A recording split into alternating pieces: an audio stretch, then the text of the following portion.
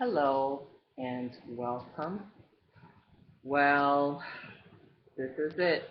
It's finally come to an end, the quarter that is. And so, first of all, I just want to say congratulations to everyone who passed public speaking and made it through the class. This was not an easy class. It was very daring and challenging for me anyway. So I can only speak on behalf of myself. So for me, it was.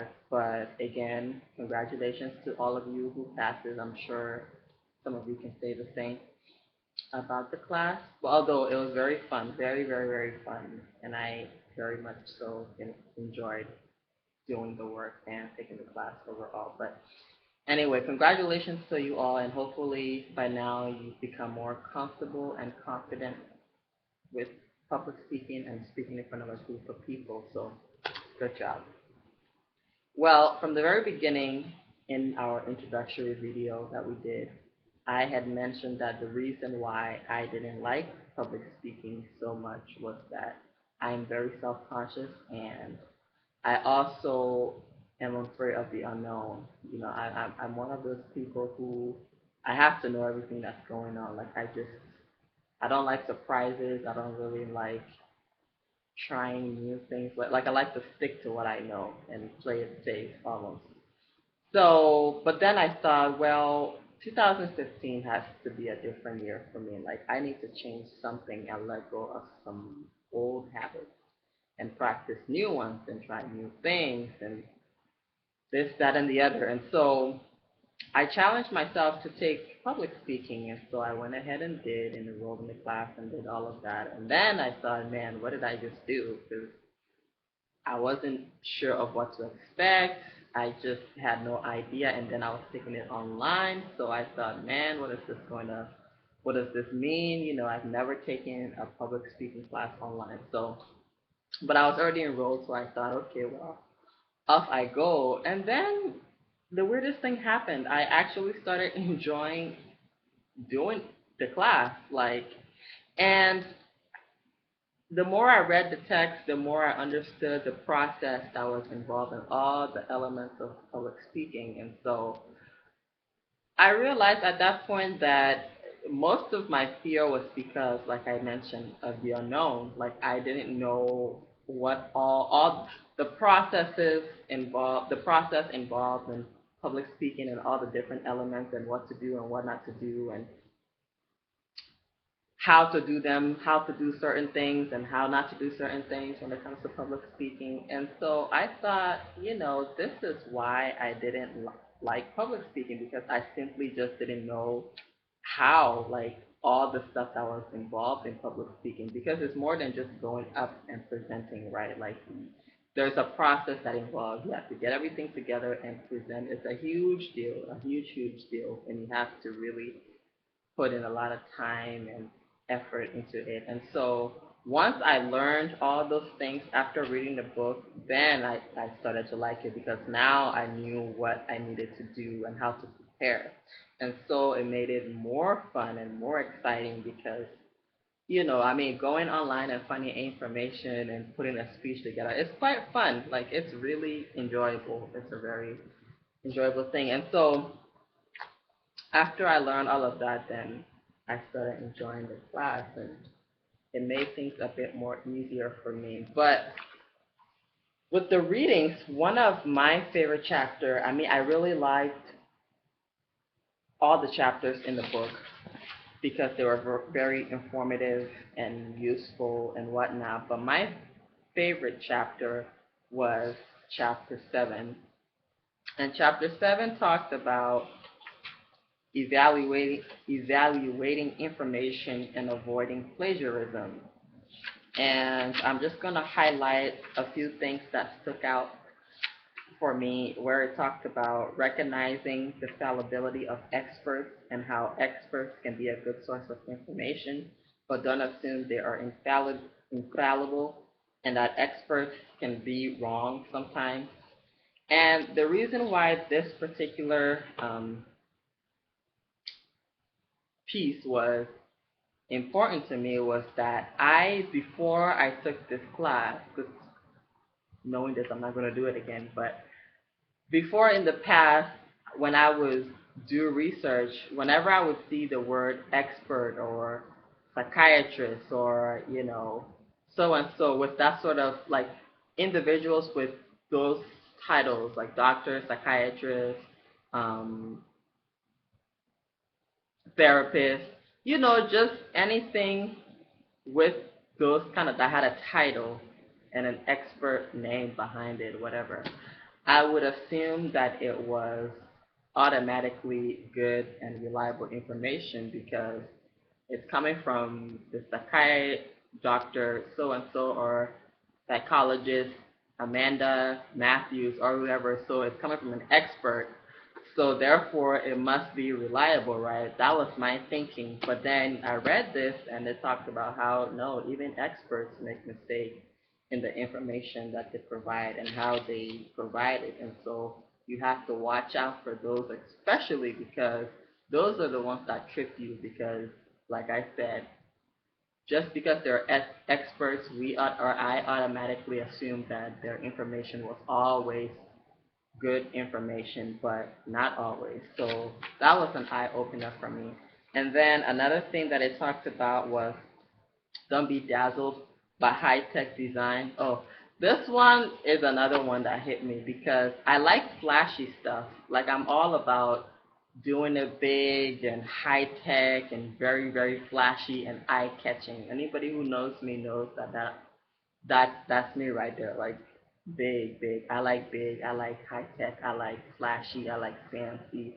So when I'm looking through magazines, and in magazines you see a lot of these advertisements where they will advertise something in very dazzling high tech designs to kind of catch your attention. And so I'm one of those people who would be looking through those magazines and see those pictures and be like, oh wow, I want to go there. Oh man, that looks really nice. Like wow, look at that place, or look at that car, or look at that house. Like that's me. Like I just love all things dazzled and high tech and what have you. Very, very catchy to the eye. So, but the book talks about how anybody can put information on the internet. I mean, just be at home and fancy it up and just post it on the internet. And it also said that a study by Stanford University psychologist B.J. Fogg found that people usually judge the reliability of a website by its appearance. So, see, there you go. That's me. Not by an investigation into who sponsors it.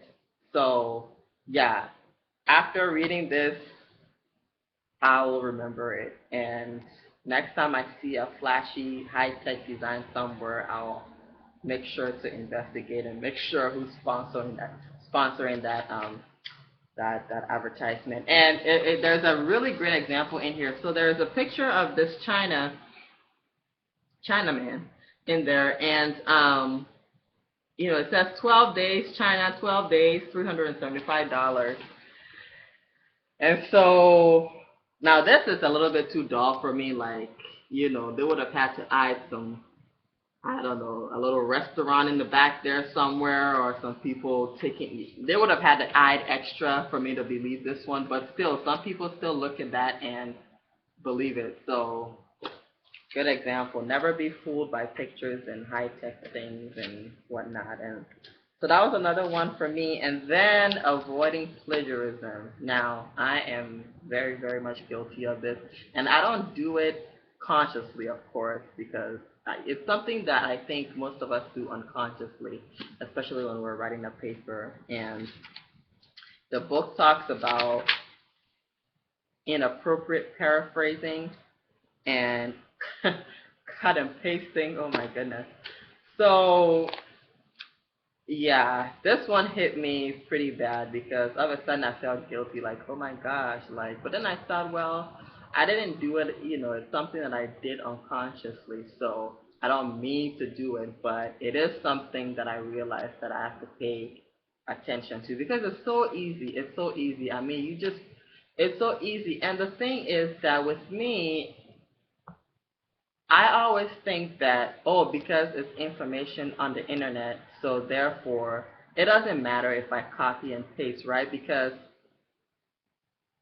we think that people, well, my thinking was, well, if you put it on the internet, that means it's free for all. So therefore, cutting and pasting shouldn't be a big deal. That was my thinking. But it is a big deal because, yeah, in a sense, people put their work out there and it is free for all, but it's their work. You know, it's something that they put a lot of hard work and sweat and effort into, and they put it out there for you to use as resource or tools to help you with what it is you're trying to do or write about. Not necessarily for you to cut and paste and steal from their work. And so it's one thing to read it and get ideas and use it as examples and quotes and do proper citation whenever you do copy and paste. But then it's another thing to just copy and paste it without giving credit. That's bad. And so the book talks about how if you're going to copy somebody, make sure that you give them credit and do citations and whatever it is you need to do to make sure that that person is in there and given credit. If not, then it becomes a bad situation, and it can even become a legal situation, something you can get into trouble legally for. So, or you can get into trouble for legally. So, you need to be very careful. And the inappropriate paraphrasing is like, man, it was just, I never thought about it because the book says that even taking a word, like just a word from that sentence, and the minute you highlight, this is how easy the book makes simple, the book explains it, is that the minute you highlight something and you click that cut, that's plagiarism. So even if it's just one word or one letter, like the minute you highlight something from another document that another person wrote, the minute you highlight and click on cut and paste, that's plagiarism. So it can be a word, it can be a full sentence, it can be a letter, it can be anything. So if you're not properly citing it and giving credit to that person, it's considered plagiarism. And I thought, man, so that means I've been plagiarizing my whole entire academic life because, like, I've done a lot of that. And some cases I've done proper citations, some cases not. And so, um, the book talks about how you need to be very, very, very careful about that and copyrighted materials and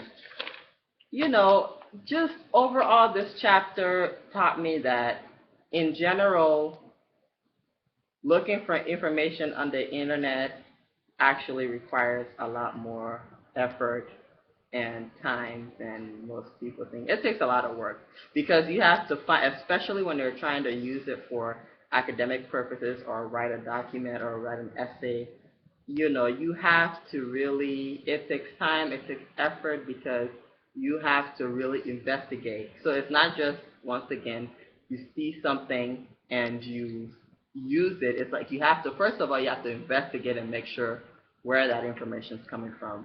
And then you have to make sure that it's truthful information.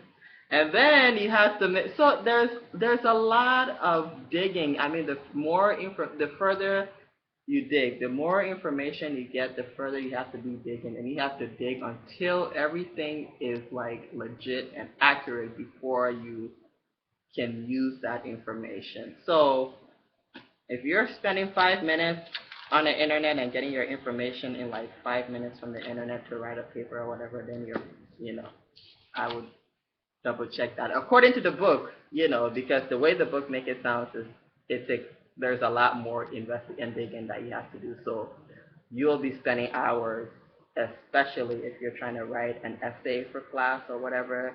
You should spend at least like an hour investigating your sources and making sure they're legit. I mean, when I did some of my essays, I spent about that much of time, just even more, looking for making sure that everything was accurate and up to date and not out of date and truthful and citing sources. So yeah, it's quite a process, but an enjoyable one because it teaches you how to be careful with your work and not to be sloppy and just copy whatever you see and put it into your essay or presentation or whatever. So it's good information. But anyway, that is what I like about chapter 7. And like I said, my very, very, very absolutely favorite chapter in this book because it taught me a lot.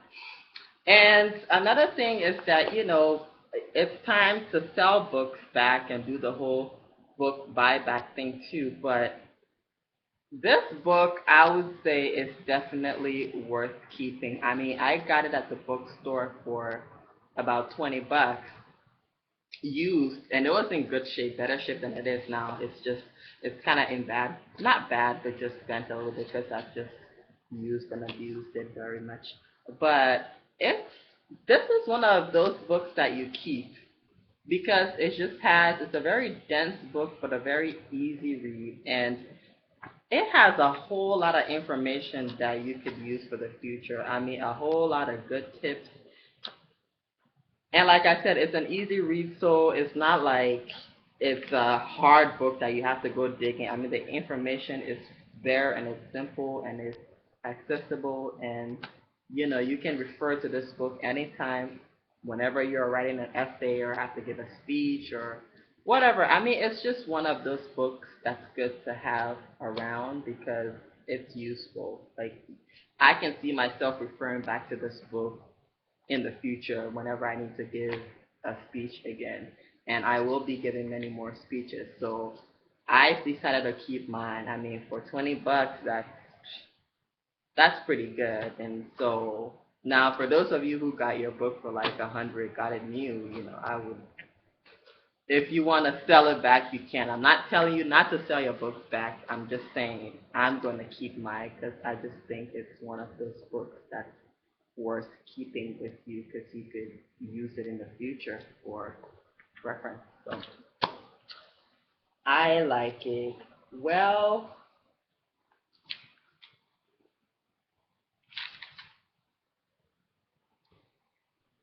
I overall had a great time in this class. I got to meet a few of my classmates, which was cool in person, two of them. And I met Sulin Gomez and then another lady, and I think they're in the nursing program. But anyway, I got to meet two of them because they actually got to help me post a peer review thing online on the assignment because I was having a hard time with that.